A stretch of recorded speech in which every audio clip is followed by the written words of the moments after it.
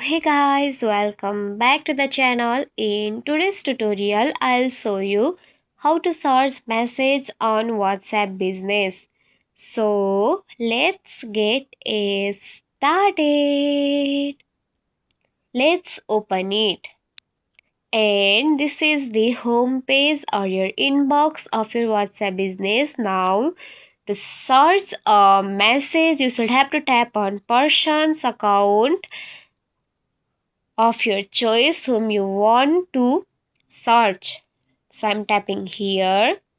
Then tap on person's name or number which is available on the top left corner of your screen. So tap on it. Then you can simply see the option of search. So tap on it. Then tap on message which you want to search, then tap on search icon which is available on the lower corner of right side. So tap on it.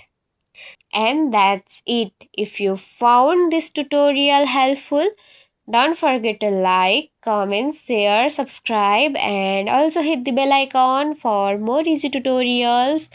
I'll see you in the next video. Till then, bye bye. Take care. Have a great day.